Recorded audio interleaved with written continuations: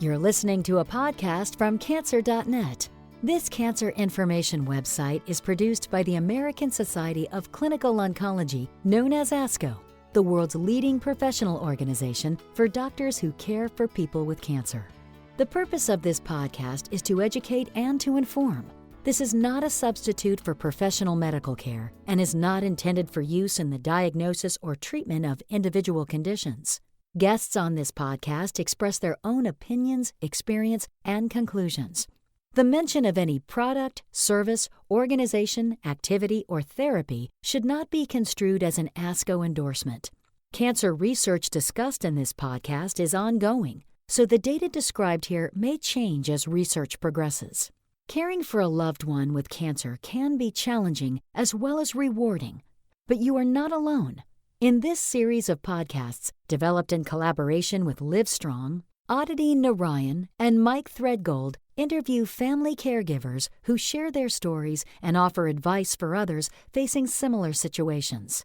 In today's podcast, Scott Joy, a testicular cancer survivor and patient advocate, discusses his experience when his wife Judy was diagnosed with multiple myeloma, including some of the bright spots and challenges, things he wishes he had known at the time, and tips for other caregivers. Aditi Narayan is a social worker and director of programs and strategy at LiveStrong, and Mike Threadgould is senior manager of marketing and communications at LiveStrong. Scott Joy is a LiveStrong senior leader and a member of Cyclists Combating Cancer. ASCO and LiveStrong would like to thank Mr. Joy for discussing this topic. I'm Aditi Narayan. And I'm Mike Threadgould. And we're with the LiveStrong Foundation, where our mission is to improve the lives of people affected by cancer now. We are joined today by Scott. Scott, thanks so much for being here. I'm happy to be here with you. Thanks.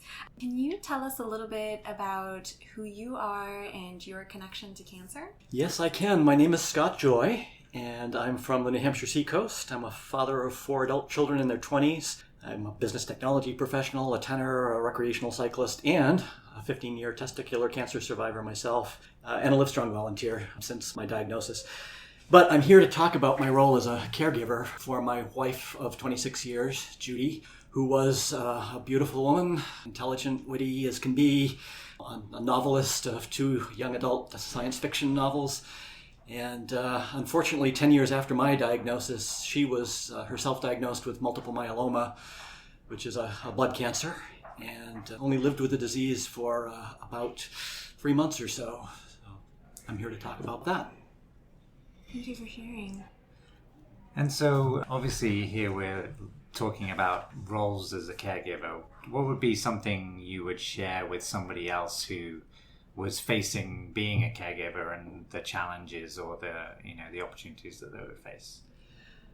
I think the first thing I would say is to be easy on yourself, that it's a tough role and you will make mistakes.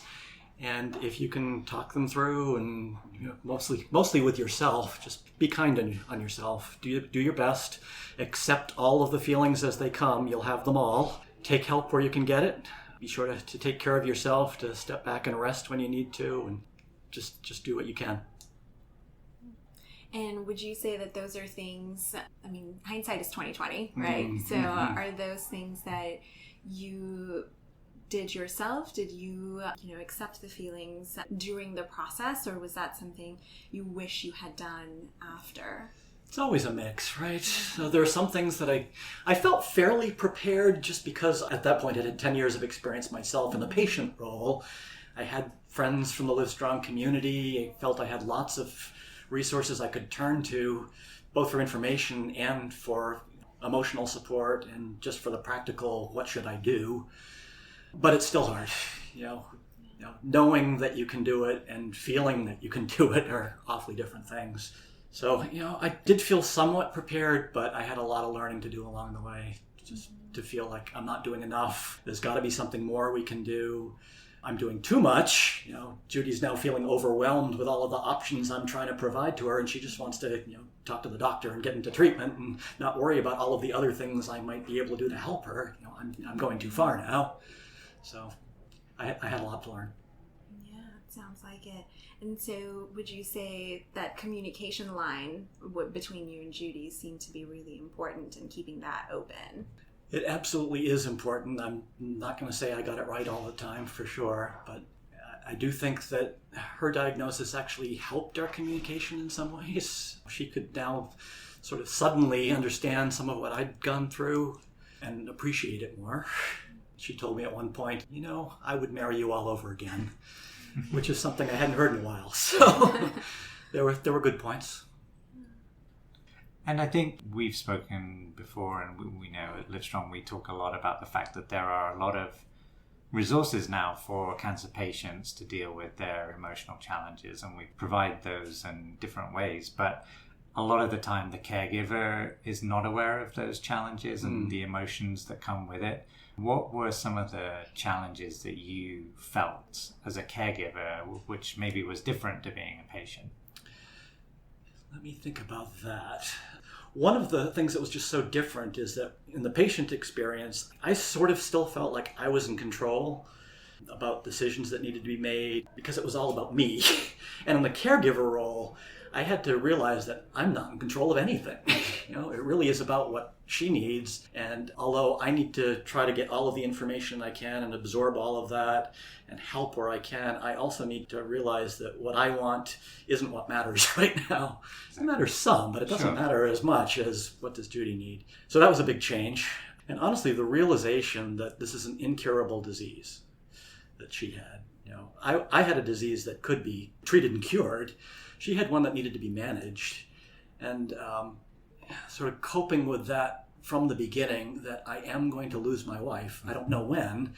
Maybe it's going to be 10 years down the road. Maybe it's longer. Maybe it's shorter. I had no idea it was going to be 3 months. And just understanding that someday, all of us have limited time on the earth. So it's not a surprise, but just the realization that this is going to change my life. That was a big deal. So strap in, do what you can, be there for her in sickness and health. That's what I promised to do. And I did the best I could. We'll find our way in our own way, I suppose. Right. Was there anything that was a part of your experience and your journey that you would say was unexpected or surprising? I think the unexpected part for me, other than just the diagnosis itself, I'm no longer the cancer patient in this family, right, was that the difference in the role. I expected that all of the information and the support that I had would be enough, and it wasn't. It just wasn't enough to solve the problem, to get to the cure, to get past it and live a long, healthy life together. That was the surprising part. And then just the not being prepared for the what ifs, pushing that aside and focusing solely on the treatment and the path to cure, and not thinking about the what if this doesn't work. It was always what's the next step going to be and the step after that, and not the preparing for the worst case scenario. Mm-hmm. And what was the impact, because you mentioned at the start of this conversation you're a father of 4 and your kids are now all in their 20s, but what was the impact in terms of caregiving not only for your wife who had cancer, but also for 4 children at the time? That was the one thing that I wish I had more help with, was knowing the right way to help my kids. We were so focused on the practical things of the getting to the hospital and the meal delivery and they're all still, at that point, we're all still in school. 3 of them were still in high school and 1 was off in college. And I would love to have known how to better help them with what they needed.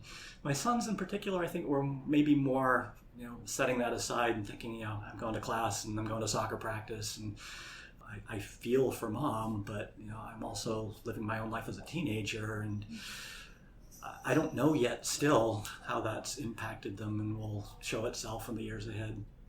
I think my daughters tell me more about it. My sons just sort of shrug it off. And so in a similar kind of realm, and you said that they, were going to school every day and trying to live day to day. How did being a caregiver affect you day to day? Obviously, you had to change your routines. You mentioned having meals delivered. What was that experience like? So part of it is trying to stay as much as possible in the routine and continuing to work, which is necessary to support the family, and not feeling like the world is as shaken as it is. So I did keep going to work. It's hard not to feel distracted every moment, but to know that you have things that have to be done in the office, but to be open to leaving when you can to help and to get to appointments and to make sure that Judy had the company she needed. I was lucky that we had a neighbor up the street, close family friend, who could step in and help with a lot of that, so I could continue to work without feeling I was abandoning my wife. I'm stepping away from the question now. Can you help me back to it? Well, I think you've touched on that. It was more just, the day-to-day, like you say, going to work. That's obviously a big shift in emotional energy that you have to go through, and the day-to-day becomes a very different routine when you're a caregiver.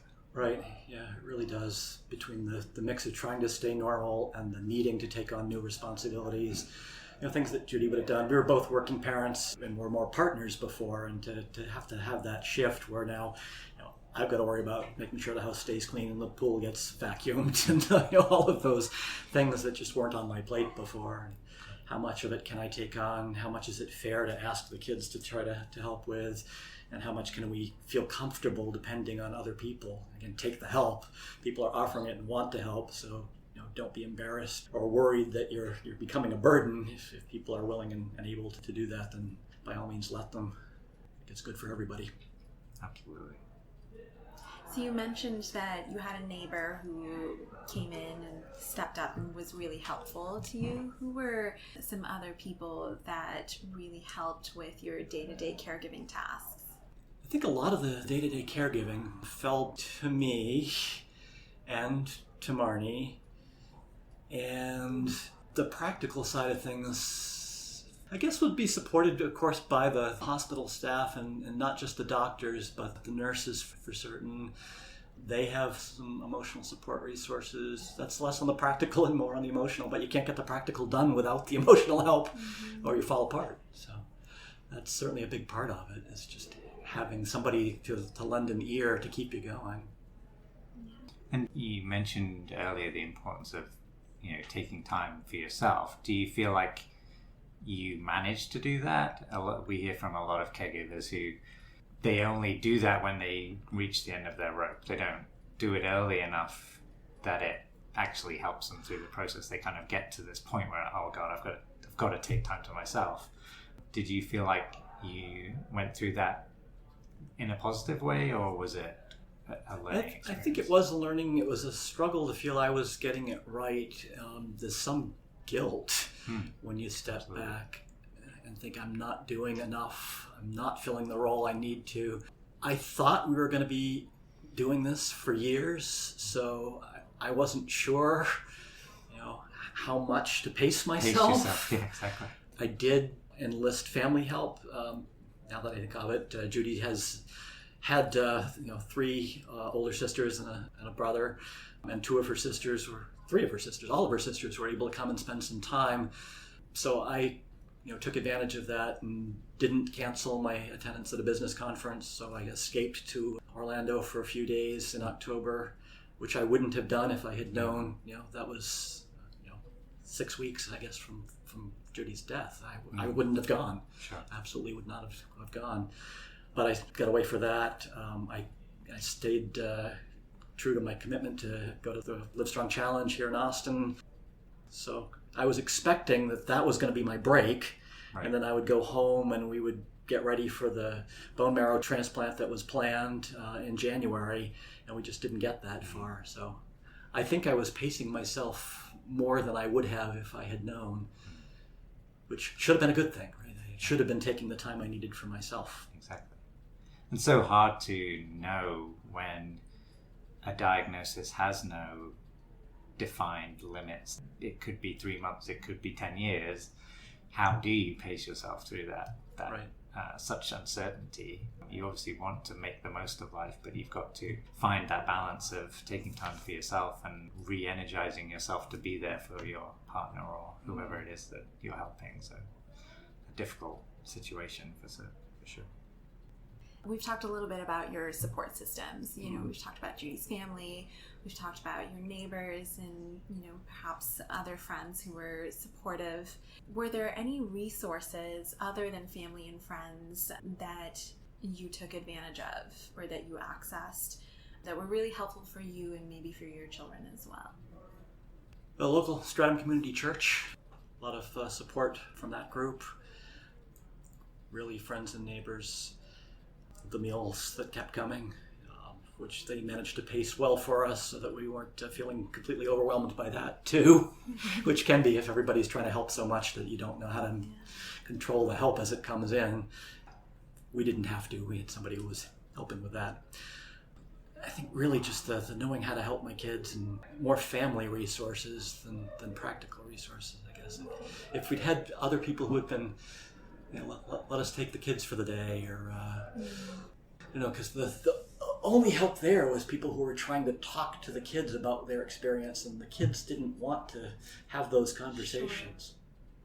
So somebody to really normalize to some extent their day, to sort of not focus on the cancer for a while. Right. I guess to do that in a way that feels respectful, and if they're open to what they want to talk about, great. And it's a tough balancing act to know what's right. I don't think I got it right. I think that's a really interesting feeling and thought, and I'm sure it's something that many caregivers struggle with, is did I get it right, or feeling like they didn't get it right, but really what is right? It's such an arbitrary concept. And I think it was different for each of them. I think my daughters were closer in how they reacted and what they needed. My sons were closer in what they needed and how they reacted. But all four of them have different personalities and perspectives and needs. And understanding that on top of, we've got to be 100% focused on Judy, but they need help too. Yeah. And what is that help? Mm-hmm. Yeah, and I wonder you've talked a little bit about how at some points Judy felt overwhelmed with the attention she was receiving as a result of her diagnosis and care. I wonder how that puts a strain on dynamics between you and your spouse, but also the parents and children as well, as how everybody's trying to find that balance of wanting to normalize, but also wanting to acknowledge that something's not right. Right.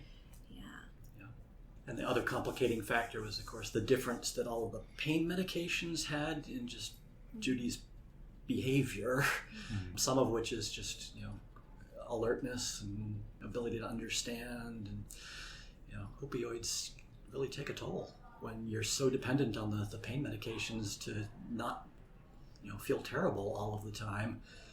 That was a struggle for her. Do you feel like your healthcare team prepared you for those struggles in terms of, particularly with the medication and the changes that are going to be physical and mental that would bring to her, but also how it might impact you? I think that was another big surprise for us, and certainly for me. I don't know, honestly, how Judy, how much she knew about, what the impact, whether it was just happening, and I'm sure she recognized the changes and the phone calls she would make, and just bewildered. I'm not sure. I think I just took a pill, but I don't know. What should I do? And I don't know how to help with that from my desk at work. I can't tell whether you just took a pill. How do I help you? So some of that was a big challenge. And I don't think we were well prepared for it to know, these are the things that may happen, and what you should do when they happen, and when you should call us for help. And I think we could have used some more guidance. And there was so much more concerned, I think, about the practical parts of it, about, making sure we got the dosages right and the pain was under control, and less about here's how this may affect your relationship and your cognitive function, and those things I don't recall them coming up. We had to discover them. You just mentioned something interesting, that the healthcare team didn't quite address how Judy's care was going to impact your relationship. So how did it impact your relationship? Well, I mentioned that in some ways it brought us a lot closer together. That suddenly,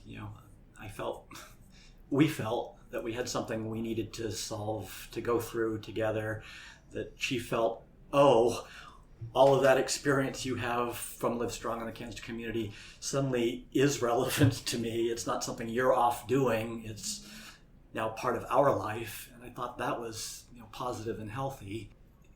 Aside from the effect of the pain meds and how much she really sometimes was in a daze, when she was more alert and willing to talk, it was more open and more candid, and that was all good. I think the hardest part was, we both were focused on as I said, on the treatment, on the search for the cure, on the let's get through it. And we should have talked more about the, when one of us is gone, what does the other want?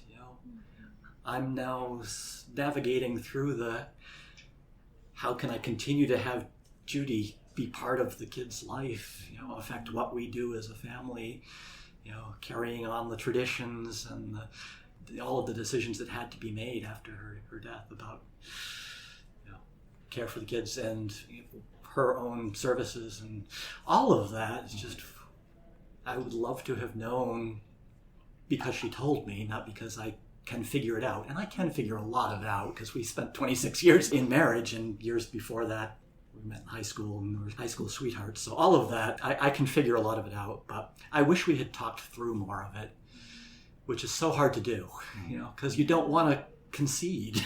We're fighting to the end. And I didn't talk about the intervention, I guess, where the healthcare team and our minister brought me in, and we're trying to have some of that conversation about end-of-life care and all of the things that we should have in place. And I think that was frightening for Judy at a point where she wasn't ready to be scared that way. She needed to focus on, I'm trying to get through the day here. But it left us with things that weren't said and done that should have been.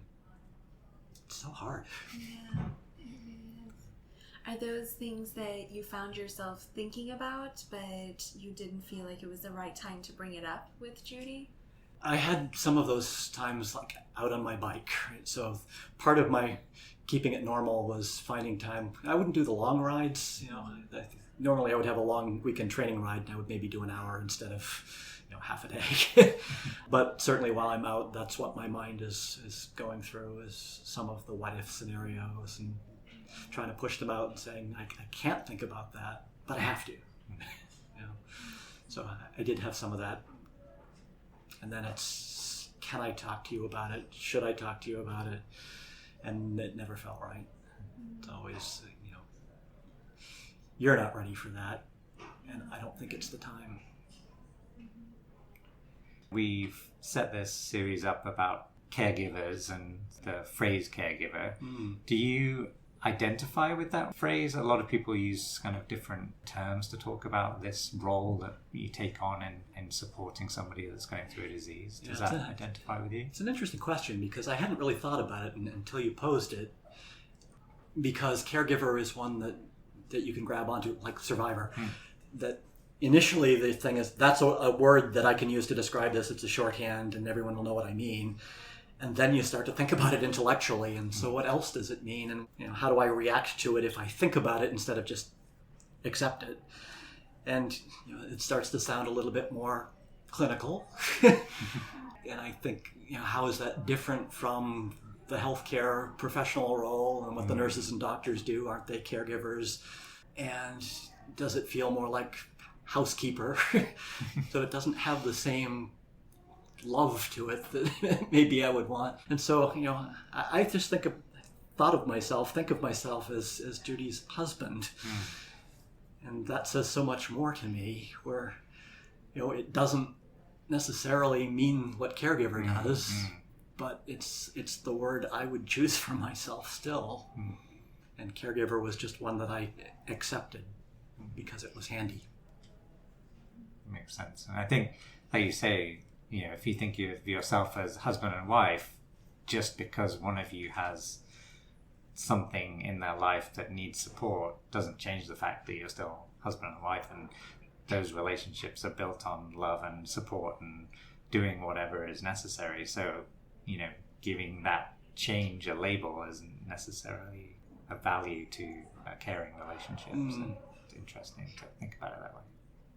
You mentioned accepting the role and the title. And I was wondering, did it feel like you had to feel certain things because someone was putting that role on you, that you are now a caregiver and you should be feeling these things or you should be doing these things? A lot of shoulds involved there. That's a really interesting question. And whether if I'd had more of those checklists and resources, if I would have presented them. I don't think I felt that way. I felt that it was a role that I needed and wanted to step into. I didn't resent it. I can see how one might, especially depending on where you are in your relationship with the person you're providing care for. I felt it was something I owed her and wanted to give. But that's a really interesting question. Scott, we've talked a lot about your experience, a little bit about as a survivor, and then extensively about your role as Judy's husband. What is one word you would use to sort of try to capture that experience or describe it? I would pick the word whirlwind. It's just the sudden storm of unexpected magnitude and everything circling around you and sometimes feeling like you're in the eye of the storm. And there are calm moments, but you know it's all still swirling around you. And it's a whirlwind. And it just tears everything apart, but still moments of calm inside it. And if you look at where you are now, are you still in a whirlwind? Do you feel like you've moved into some other one-word description of your emotional state? I'd still pick the one word healing for where I am now. It's a long process of coming to terms. It's one of those things where it hurts to talk about still, but it hurts a lot more not to talk about it. Like, kids and I have had some wonderful experiences since. I love to remember all of the things that we did together as a family. I think there's some mixed opinion on how much we should talk about and remember that. And I love it. And I think, how much does it hurt them and how much does it help them? I think they're starting to come around. Where now my son Eric will talk more about it and put on the We Remember Judy t-shirt and just spontaneously. So I think it's a long healing process. Well, Scott, thank you so much for being here, and thank you so much for sharing so openly and always being willing to share. I think your voice and your experience has healing to it, and I think that can never be emphasized enough in this journey. So thank you so much. Well, thank you. Thank you, Scott. Thank you, Mr. Joy. Learn more about caregiving at www.cancer.net/caregiving and find support and resources for caregivers at livestrong.org. And if this podcast was useful, please take a minute to subscribe, rate, and review the show on Apple Podcasts or Google Play. Cancer.net is supported by ASCO's Conquer Cancer Foundation, which funds breakthrough research for every type of cancer, helping patients everywhere. To help fund Cancer.net and programs like it, donate at conquer.org/support.